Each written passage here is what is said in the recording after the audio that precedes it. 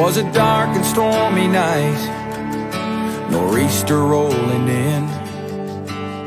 It's a long 12 hours, the power's out again. I pray for inner strength and that we don't lose no lives.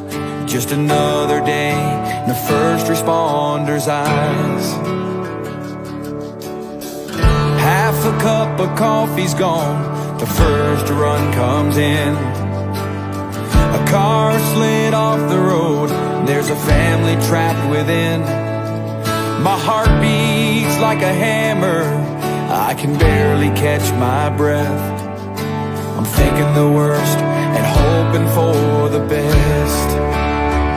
Yeah, we ain't superheroes, we're just ordinary people trying to make a difference, and the first on every scene. It's a heavy, heavy burden to carry all this burden when you can't unsee the things you've seen. It keeps going on. When those sirens are gone.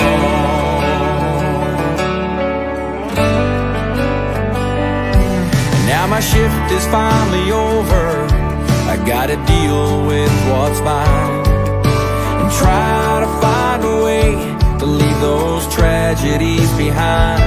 So I hug my 2 children, a kiss on my wife. Just another day, the first responder's life. Yeah, we ain't superheroes, we're just ordinary people trying to make a difference, and the first on every scene. It's a heavy, heavy burden to carry all this burden when you can't unsee the things you've seen. It keeps going on. When those sirens are gone.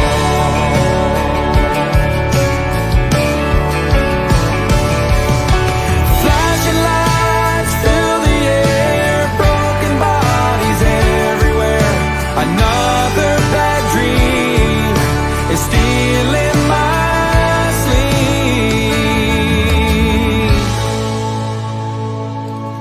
'Cause we ain't superheroes, we're just ordinary people trying to make a difference, and the first on every scene. And it's a heavy, heavy burden to carry all this hurting when you can't unsee the things you've seen. It keeps going on. When those sirens are gone, it keeps going on. When those sirens are gone.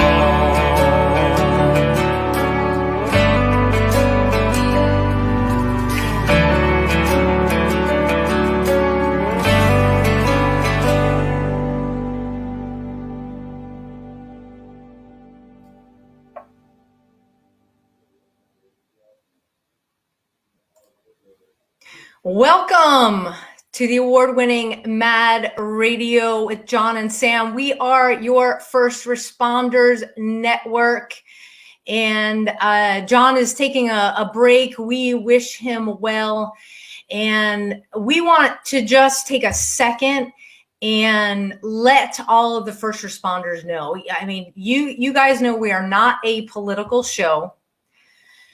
Some things have happened in this country. We want you to understand that you have a community that surrounds you. And we also want to let you know that we understand that there may come a time where you are asked to perform duties and functions in a different way, under a different set of leadership guidelines. And it may not always jive with what you were taught in the academy. It may not even jive with the Constitution of the United States that we live by. And we understand that you may be put in a very difficult position come the next bunch of weeks. And again, we just understand, we get it, and we're here for you, and we're praying for your safety every single day. So just wanted you guys to know that. On today's show, wow, we have got an incredible guest. He's got a military background, and he is the second fully commissioned officer as a double amputee in the United States of America. He's a dad to 4 kids. We just talked about how, there's no privacy, and me and John, we wanted to have this very first month of 2021 be all about inspiration. And his story is absolutely incredible. So without further ado, I'm going to bring Zach into the studio with us. Hey, Zach. Hey, how's it going? Good. Can you hear me okay? Yes, I can. Awesome. Well, Zach, you are a father of 4. You've got a very busy life. You're the second fully commissioned police officer that's a double amputee in the United States of America. This is something that doesn't happen often. And could you just take us through your story? How did you start? Like right out of high school, right? Yeah, right after high school, I always knew I wanted to be in the military. That's family and friends that joined the Marines, so I was like, I kind of leaning more towards that way. My father served in the Army, so he was trying to get me to lean that way, but I knew I wanted to be a Marine. So yeah, right after high school, I enlisted, went to boot camp in San Diego, spent 2 years in Okinawa. From there, I volunteered for my first tour of duty to Iraq, and we were in Fallujah, and from 05 to 06, we came home. I was stationed in North Carolina. I volunteered to go back again in 07. So I went back to Fallujah, and, that's where I was injured 13 years ago. Well, 13 years ago. So if you don't mind just taking everybody back to that day. Yeah, sure. So we were 3 months into our deployment, and we lived out in town. So, it was rare that we really got to go to the base and, get a good meal, get a good shower. But at that night, we had somebody working with us who was a civilian employee. He lived on the base, so we were giving him a ride back to the base. We had a good meal. It was a good night. We were laughing, joking. On our way back home, I remember having a conversation with my guys. There was 2 other guys in my vehicle. You were having like, hey, what do you want to do tonight? Let's see if we can watch a movie. Let's see, I'm going to write a letter to my kids. Like I said, normal conversation. All of a sudden, we were hit with an IED. So turned out they were watching us from a building close by, and as soon as our vehicle got over it, they detonated the IED, and it happened to blow up right underneath where I was sitting. So it caused the amputation of both my legs. I almost lost my right arm as well. But fortunately, my guys were there on the spot to save my life. Yeah. Now, were you traveling in a Humvee in an armored vehicle, or? Yeah, we were in a Humvee. And the thing about it was, I wasn't even supposed to sit in that spot that night. Before we left, I had convinced my buddy to switch seats with me, for whatever reason. I don't know. Sometimes we would do that, but that night in particular, I wasn't taking no for an answer for some reason. So I finally convinced him to get out, and I got in. So and I told those guys, like, I'm happy it happened to me and not them, because I don't know. I know I would have done my job to help save them, but I don't know if my heart could have taken it, to see one of them like that. But I'm just very grateful and thankful that they were there to, not hesitate and do what they needed to do to save my life. Yeah. And so at this time, during the war, this many years, familiar with the IED danger, Were you guys aware of, that there could be possible IEDs where you all were traveling, or was this something that you didn't expect? Did you have any? Absolutely. I mean, the whole time we're there, it was definitely a lot different feeling from 05, the first deployment to 07. It didn't seem as busy, where we're at and what we're doing, excuse me.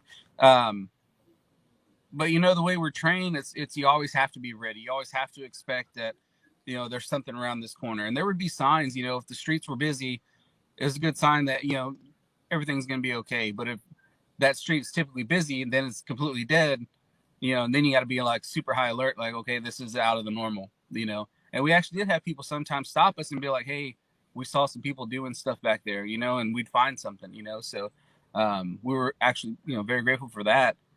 But, I think, like I said, we're 3 months in, we're just like, man, what do you want to do tonight? It's just like trying to be as normal as we can out there. Sure. And so just like with police work, you've got that hypervigilance. Right. You have the training, the signs to look for, and then you're kind of driving and you're in it and you're looking around, and then boom. Yeah, and then it just went off. So right away, I knew what it was, but I was in that dazed state because the way it felt like is like if you've ever been hit in the nose, it kind of like dazes you, kind of water your eyes a little bit. Mm-hmm. So that's what it felt, just magnified, by 100,000, whatever, you know what I mean? So it's like right away, I was like, oh man, we just got hit. And I remember thinking, I was like, man, are you guys okay? I remember talking to my guys. I asked them, are you okay? You're okay? They're like, yeah, we're fine. So very fortunately, they walked away without a scratch. I had a guy, my gunner was standing right next to me and my driver, perfectly fine. They got treated for a concussion, but they were back to work. You know what I mean? It was after I'd asked them okay, and then they said I was on the radio, and I called it in and said, hey, this is where we're at. We just got hit. And then after that is when I started feeling like, man, something's not right. I felt a burning sensation on my lower half of the body, and then I felt it kind of sting. So I had no idea that my legs were gone. And then I remember, because I was awake for pretty much the entire time. I remember my gunner reaching down and grabbing my vest and holding me in because I was about to fall out of the door because it had blown off. It had blown open. And then I remember just talking to them. I was like, hey, let's go.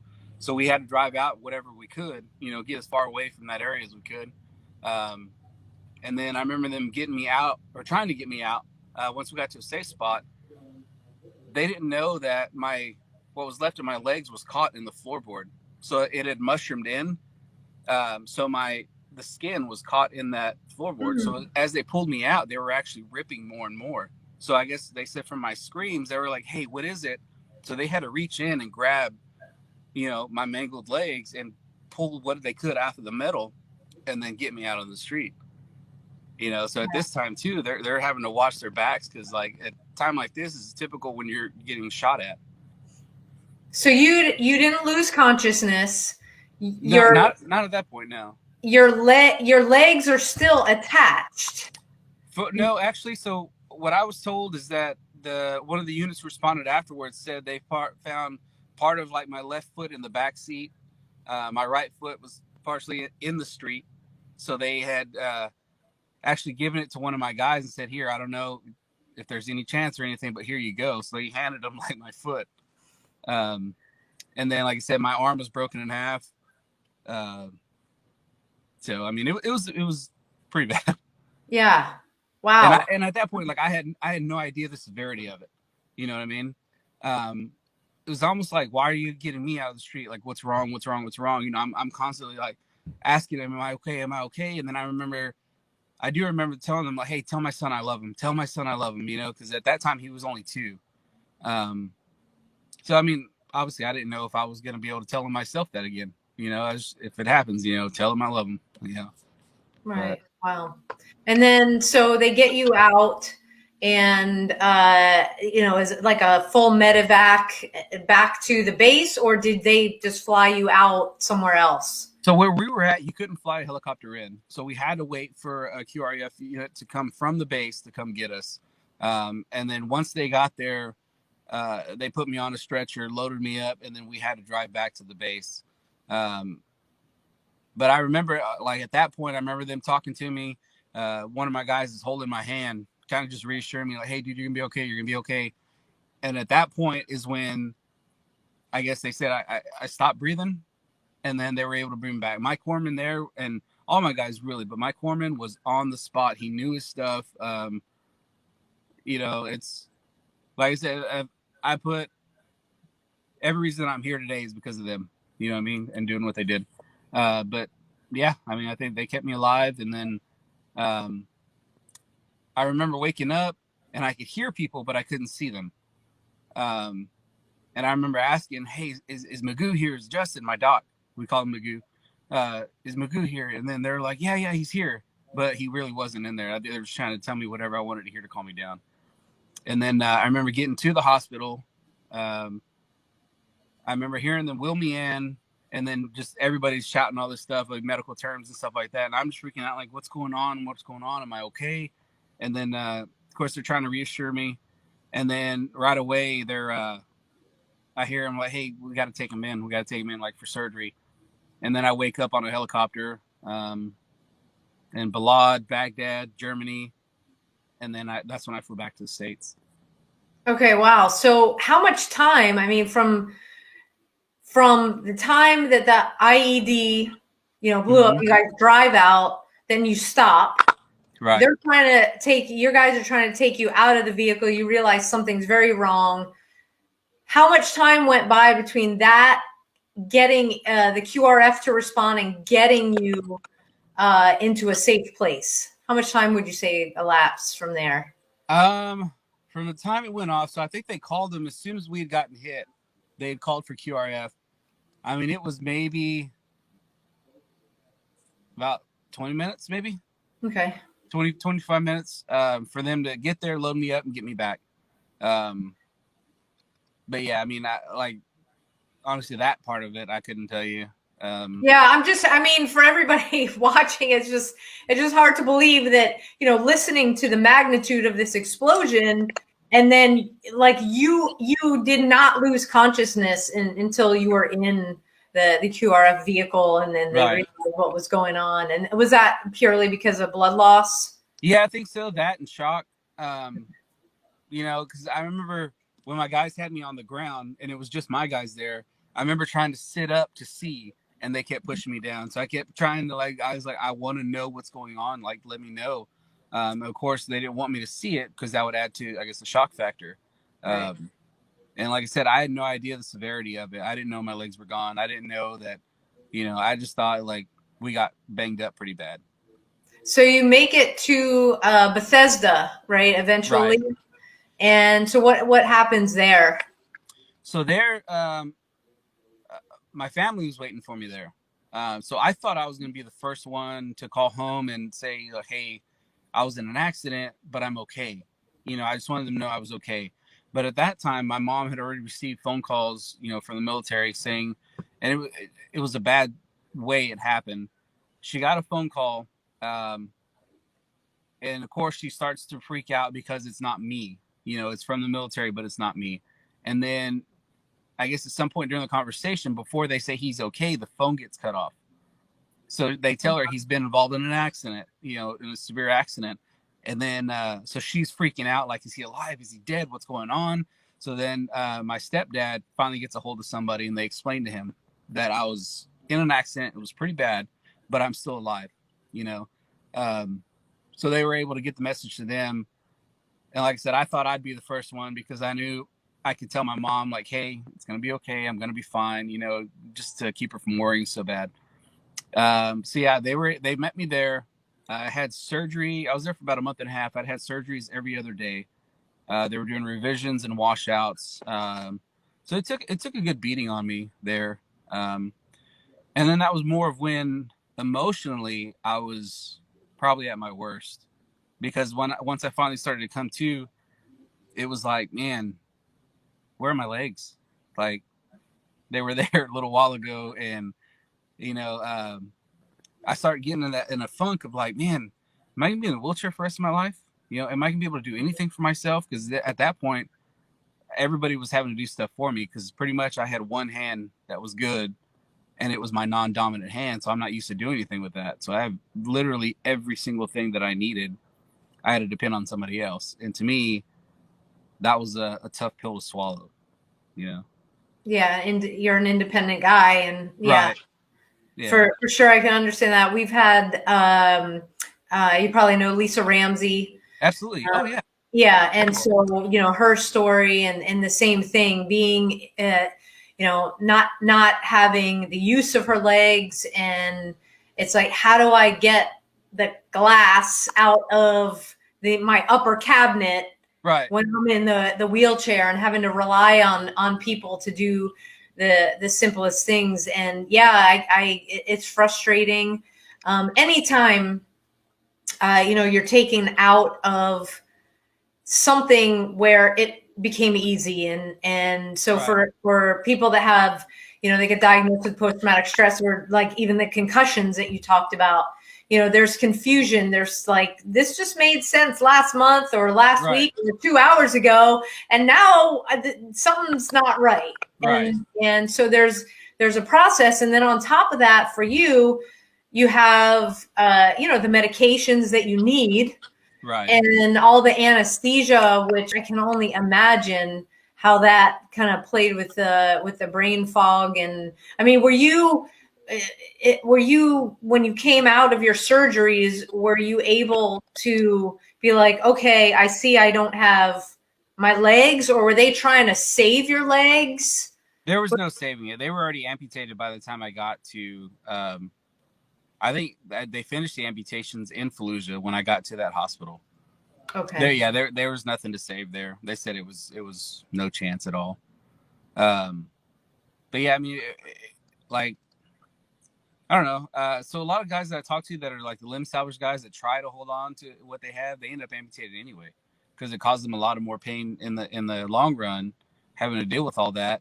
So I think I kind of look at it as a good thing. If it's going to happen, I'd rather it happen. I could start fresh, you know what I mean, and just keep on going with my new life. Well, and you started fresh, and that's a fantastic outlook to have. But you just said it didn't start out like that. How did you? I mean, mind over matter. This is what can pull us through. Right. Did you have you're watching your family and your dad's experience in the Army? Did you guys ever talk about some of the bad stuff that could happen, and how to stay positive? I really never wanted to bring it up around my family, because I didn't want them to have to worry any more than what they already were. You know what I mean? Mm-hmm.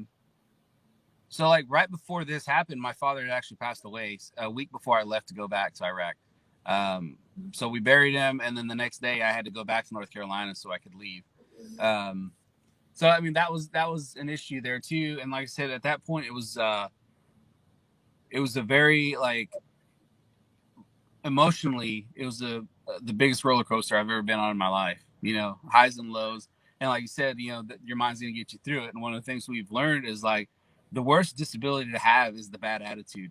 You know what I mean? Because you have that, and then you just bring yourself down in a funk that sometimes it's hard to get out of. Sometimes people find it, they can never get out of it. One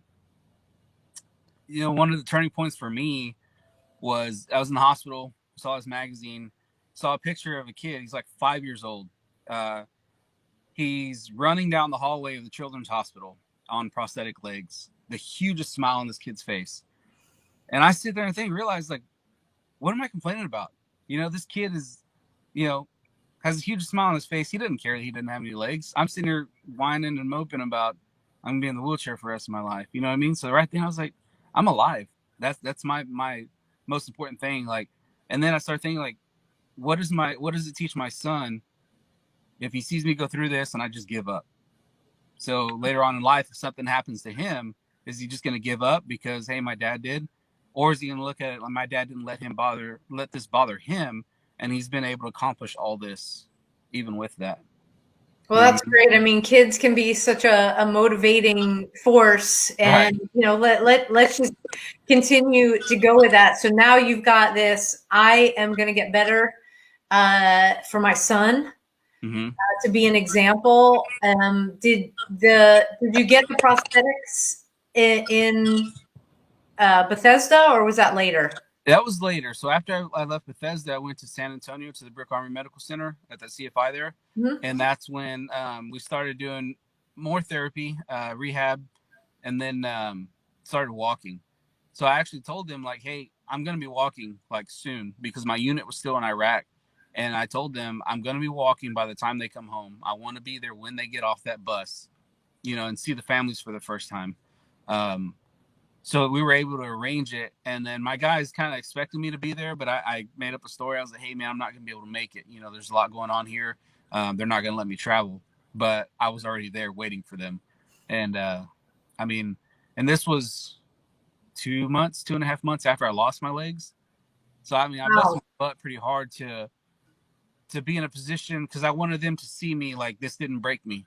You know what I mean? It maybe knocked me down a peg or two, but it didn't break me. I'm still here. We got through this together. We all came home. So yeah, I made that happen with the help of other people. But that was like awesome to see them, because the shock on their face, like, hey, you're walking, like, after all this. But it was pretty cool. That's fantastic. And then, so let's fast forward a little bit. So when did you decide that it was time to transition out of the military? And when you decided to transition, was there a time that you were like, okay, now what? Or you knew from the time you were getting out, I am going to go into police work? Well, I was an explorer for Fort Worth when I was a teenager. I had a lot of great influencers there.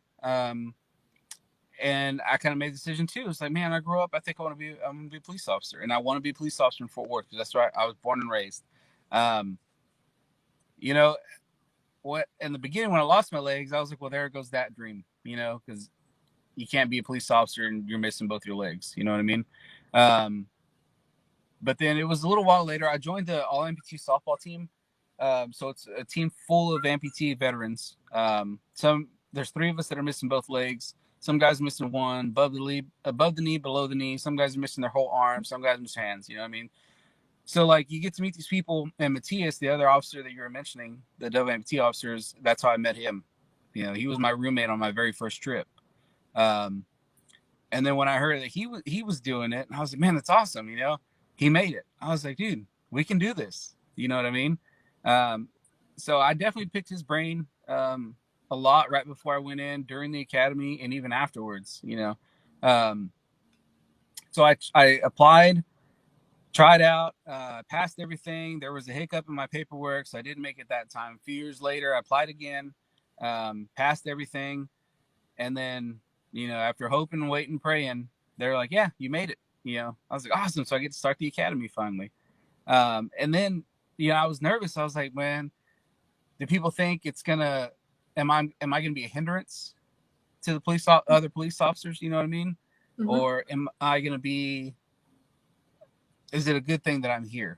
You know what I mean? Because I knew in my heart I was there for the right reasons, and I had to show them that. But the whole time it was nothing but support from everybody there. When I had doubt that there may be somebody pull me aside that would say, like, maybe this isn't the job for you. You know what I mean? Just because of my disability. But like I said, everybody was extremely supportive. Lisa was amazing. She pulled me aside a few times just to check on me. But there's nothing bad I could say about the whole process. So I still look at myself in the mirror in uniform, right? I stare at my badge and like, this is mine. I finally have this thing. You know what I mean? And then to be out in the street, talking to people, helping people. One of the biggest dreams come true for me. That's awesome. Getting through the academy, controlled tactics for me, my partner was 6'1". I'm 5'6". Okay. So everything that we did in there, I just was like, dude, can we do that? Just back off on the force. There was definitely, I had something to prove, I was the only female in my graduating class at Beltsville. Oh, wow. So when you had, and I had the doubts, like, did I make the right decision? You know, as I have bruises up and down my arms and everything hurt. Was there ever a time going through the academy, because you just mentioned, you know, hey, maybe this job isn't for you, that you had that doubt going through the back of your mind? And if you did, how did you pull yourself out of it? So yes and no. A lot of it was kind of like, because our academy was like 9.5 months long. So there was times like, man, is this ever going to end? Or, you know, it feels like we're here forever. And I hadn't been in school in like 15 years. So it's like learning how to study again. So that was on my mind. Am I going to fail out academically because I don't have these study habits anymore? It's hard to go home. You know, yeah, I have a wife and 4 kids at home, to do the family thing, you know, dinner, help get them showered, sleep, ready for school the next day. And then I still have to study for, you know, tests that we have that week. And it's like, man, it's definitely draining. Physically, I had lost a lot of weight, so my legs were taking a beating. I'd have blisters on my stubs and my stumps, and then there'd be a lot of bleeding, a lot of swelling. So I just had to get through it. And then, you know, thinking like, man, is this what it's gonna be like the rest of my career? You know what I mean? Fortunately, at the end of the academy, right after we graduated, I was able to go get new legs in Seattle. So everything fits great now. Everything's going great. I definitely give a lot of credit to my classmates and instructors, because if they ever saw me kind of like I wouldn't say get down, but like where they can tell it's like I'm in a lot of pain, you know what I mean? Or something's kind of slowing me down a little bit. They'd be there to be like, hey, are you okay? Let's go. What can we do to help you? Like, they didn't modify anything in the academy for me, but they were that push I needed every now and then, just to be like, hey, let's go. And at the same time, I was that for them too. If they were getting down, I'd run a little bit faster so they can see like, hey, I'm still going, catch up to me, you know, let's go. And absolutely 100% couldn't done it without my wife, you know, because at the same time she would see me come home and be kind of like, you know, so drained that, you know, I just kind of look dazed and confused, like I don't know what I'm doing. But you know, she was absolutely amazing, taking care of the house and the kids while I did this whole process. And she pretty much did it all on her own. And she, of course, was very encouraging along the whole way. So, I mean, like I said, absolutely amazing. Couldn't have done it without them. That's great. As family support is so critical, especially during the stressful times, during the time there's doubt. And you know, on the show, we cover the good, the bad, and the ugly, and we talked a lot about not having family support when it comes to post-traumatic stress. You know, families saying the wrong things to make things worse. And okay, so you've graduated, you're now a police officer. I want to ask your brain health aspect, because everything that you went through, the concussive blast, the concussions that your whole team, including yourself, received, you losing your legs, going through all of the stress, getting through the academy, the academic stress, everything that had come up. Were there ever times where you revisited in your mind, you know, what happened to you, and did it cause any pause at all for you, you know, taking the next step? No, I never really dwell on it. I make it a point on my Alive Day every year, so the day I was injured. I mean, I text all my guys, so hey, another year down, man. Couldn't done without you guys. Love you guys. You know, appreciate it. You know, we stay in contact all the time, but that's really the only day I ever try to think about it. You know what I mean? It's never really bothered me, like emotionally or anything like that. Yeah, I mean, that's really the only time I ever think about it. And what are the things that, go through your head on your Alive Day, other than being grateful that you're still here? I mean, that's one of the biggest things, you know what I mean? because now I have 3 more kids than what I did before. I have a wife now, so it's like, I constantly sit back and just watch them. The kids are all laughing, joking, having a good time. We're sitting in the living room, everybody's in there. I just like to sit back and watch and just be thankful for the opportunity to still be here. You know what I mean? Because it should have been a lot worse than what it was. The EOD guys told my guys, like, we don't know why he's still alive. We don't know how he's still alive. And then it's just, there's a higher being than me that decides that, not me. So I don't know. I mean, I'm just thankful for it. Yeah, there's a lot of there's a lot of research. I recently read read in a book. A bunch of psychologists actually were contracted with DoD and did an entire program on happiness and optimism with the Army. And did you guys ever have any kind of resilience training, optimism training with in the Marines? Did you guys talk about that at all? I typically, nothing against people who do it and it works for them. I try to stay away from like the group, what I mean, the kumbaya stuff. Yeah, but in your training, like in your trainings, did they was that a part of it? Like, hey, you're gonna see some bad shit, and this is how, if you need to talk to somebody to process through it, that kind of thing. Yeah. Like that was a lot in the workups prior to going overseas. We got stuff like that. Yeah, absolutely. And then even afterwards too, it's like, because a lot of people, this is when PTSD started more coming out, and they would push resources on this and that, but like I said, my thing was just hunting, fishing, sports. We get on a motorcycle, go ride, just clear your head, find something that you can do that relaxes you and you're not thinking about all this. You know what I mean? Yeah, that's amazing. And from working with Lisa, that's one of her biggest things is like get in that kayak and go fishing. Yeah, absolutely. It's in police work, we talk a lot about the timeline of police work and the things that happen, right when you graduate, and then the 3-year mark, 5-year mark.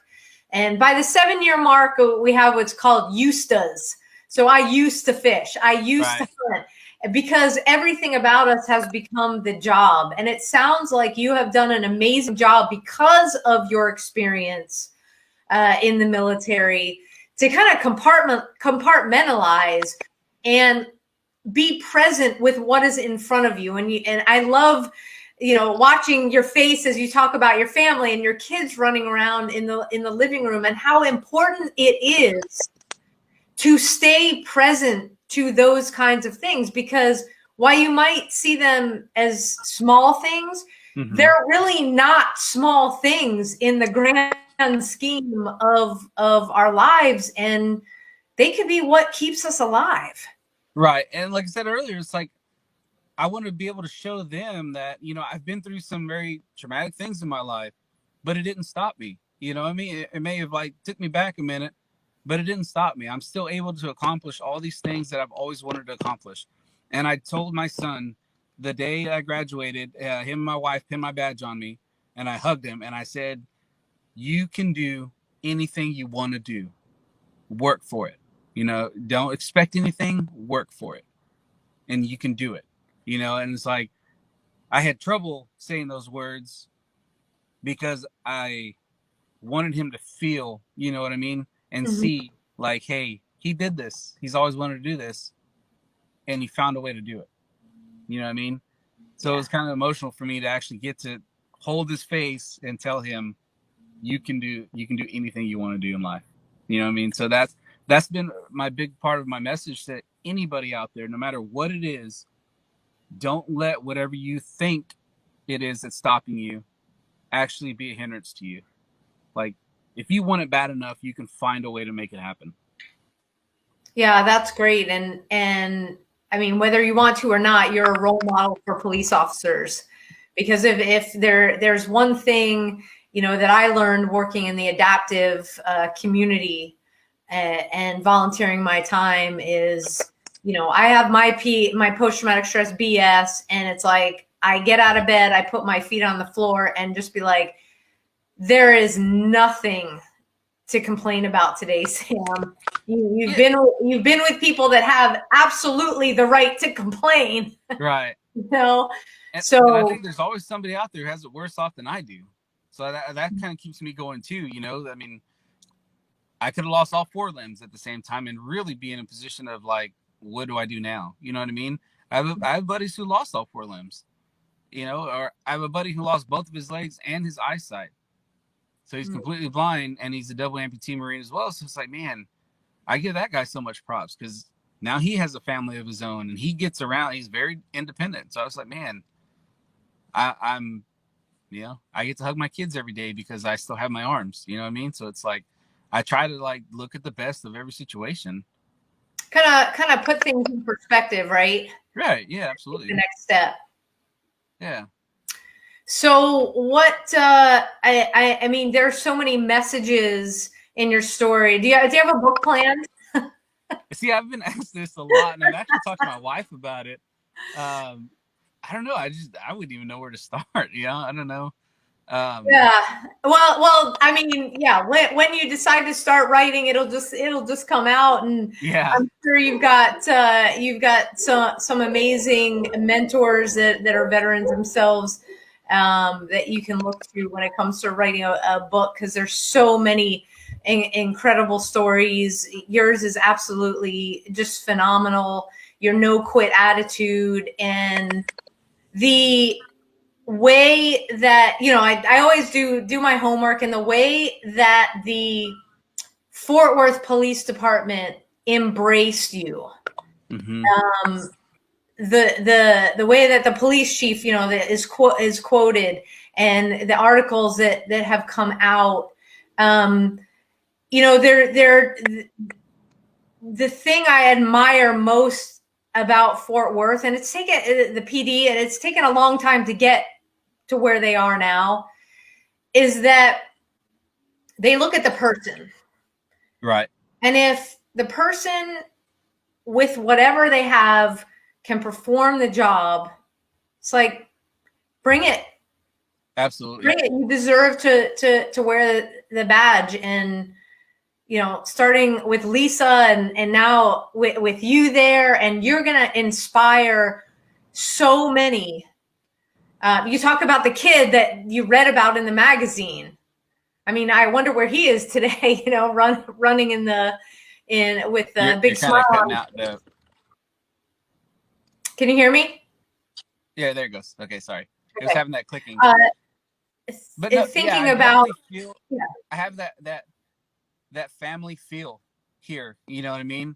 Like I said, they were hard on you during the academy, obviously, as they should be, because they want to push you. They want to make sure people are there for the right reasons, and that they can perform their duties well. Throughout the whole thing, though, you still feel that very supportive feeling. Especially graduation, you feel that family feel. You know what I mean? I can depend on you to be there for me, and the same, vice versa. You depend on me to be there for you. But yeah, I mean, the support was absolutely amazing throughout the whole process. Yeah. So you've got, being a veteran, you have a veteran community that surrounds and supports you. Now being part of the blue, being on that thin blue line, a big family and a community that supports what you do. Things are tough in this country. Not every city is like Fort Worth. Not every city is like a majority of cities in Texas, where you have support for the police department. What would be your message to departments like the NYPD that are facing, the defund the police, or in Chicago that you've got these men and women that crime is rampant, they're beaten down every day. What would you say to them? So one of our instructors that stood out to me all year long, he taught our penal code class. He came in the room and asked us, why are you here? You know what I mean? So we were just like, a lot of people, I want to be a police officer. I want to serve my community. He was like, no, really think about the reasons why you're sacrificing all these hours. You're sacrificing your body. You're sacrificing, everything in your life to put in the work here. Write it down. So I was like, okay, cool. People wrote a couple things on their list. I wrote a whole page of my reasons of why I wanted to be here. He said, keep this with you. And I've carried that piece of paper every day from then, beginning of the academy. I carry it with me on patrol now. If I ever doubt myself for any reason, I'll look at it. Remember your why. Remember your why. And he always says, remember your why. So, I would tell them same thing. Remember your why. You know why you're here. You put in all that work to get here. Times are tough. You have people to your left, to your right. You have people behind you. You have people in front of you. Like, we can do this together. We can stick together. I know we're thousands of miles apart, whatever. I mean, just remember your why. I mean, that, like I said, I tell a lot of people that too for anything. Just remember why it is you want to do why you want to do what you're doing. You know what I mean? Hang in there. I mean, like I said, we haven't experienced a lot of that here in Fort Worth. But I do feel bad for them for having to put up with that. I don't know. Just hang in there, really, and remember why you're there. Yeah, you find your why is key. We just a badge of honor is the program that we have for post-traumatic stress and suicide awareness program, and we started our workshop just last month with exactly that, and we had everybody write it down.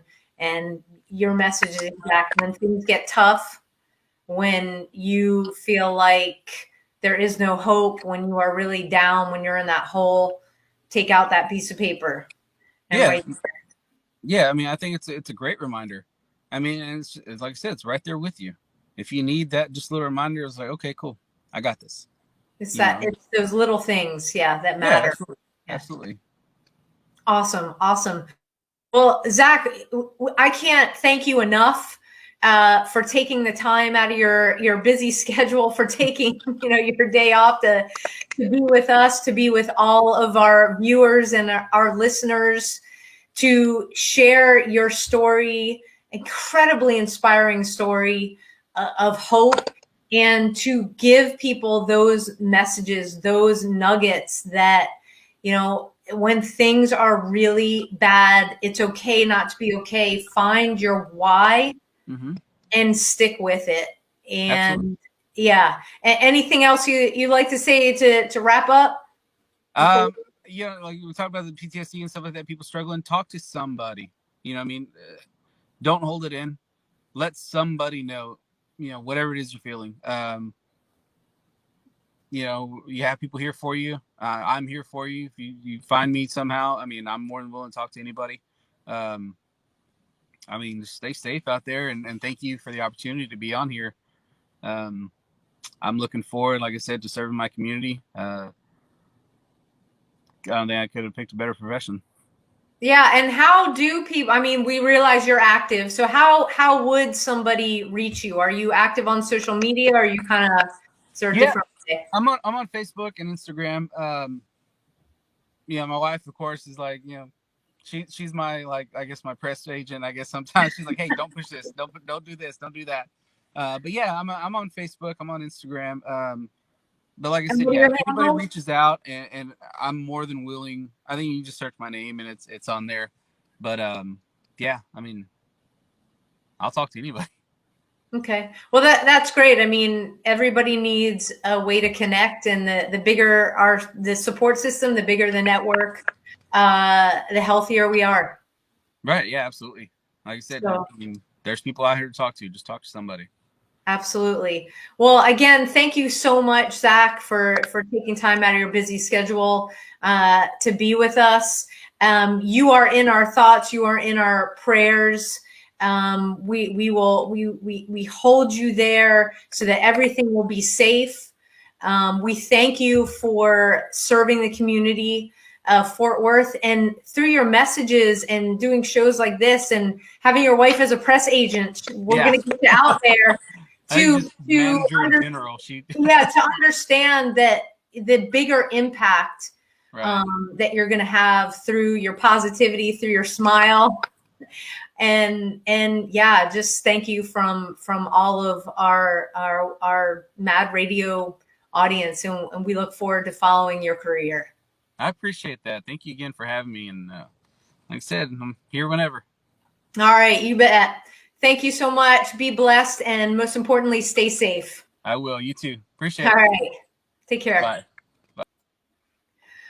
All right, so that was Zach Briseno, Fort Worth police officer, second double amputee to become a commissioned police officer in the United States. What an incredible, inspiring story.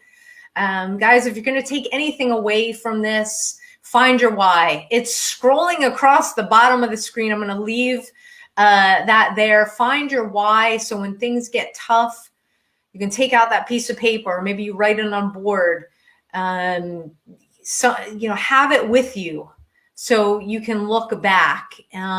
If you are in need of assistance, okay, www.abadgeofhonor.com.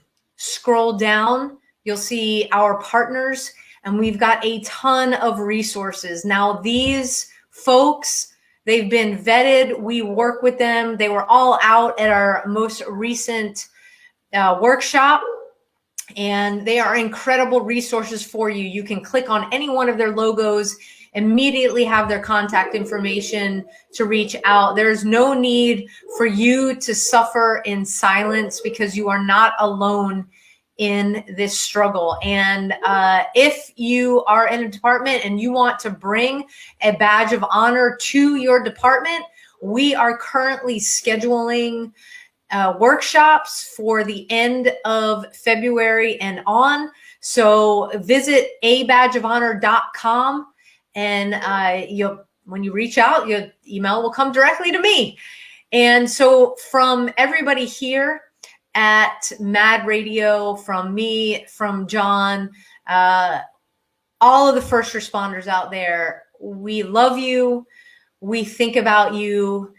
We are praying for your safety every single day. And we want to end this show like we do most of the time, with the trailer from PTSD 911.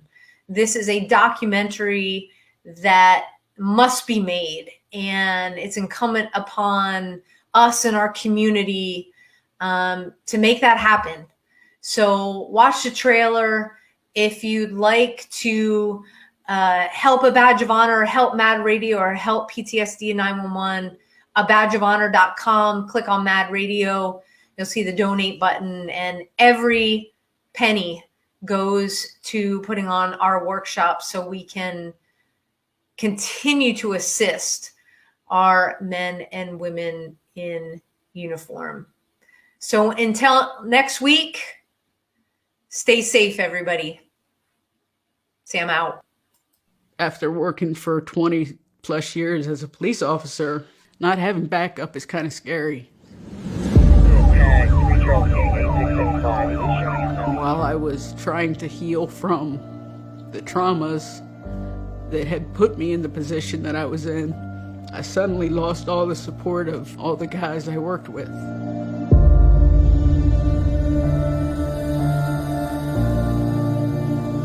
Just because we don't see it doesn't mean that we don't picture it in our head. I never thought that I would have to deal with that type of call, and I was not prepared.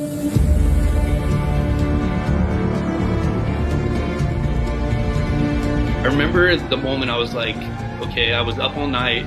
It was just trauma after trauma after trauma. You know, the novelty of the job wore off really quick.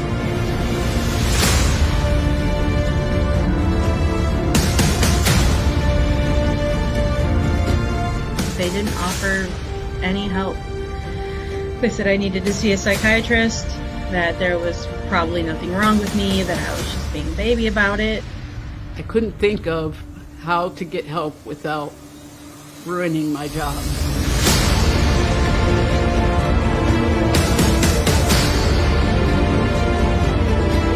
I know personally, on many occasions, that a police officer can go in and ask for help, and the chief of fire. They forced me to resign because they just could not understand how that could have affected me since I was just a dispatcher. I just thought to myself, if I can't do this job, what can I do? What else? I put all the eggs in this basket. Who am I if I'm not a firefighter? I have, 4 years till retirement, and I gotta be okay, and I gotta make it.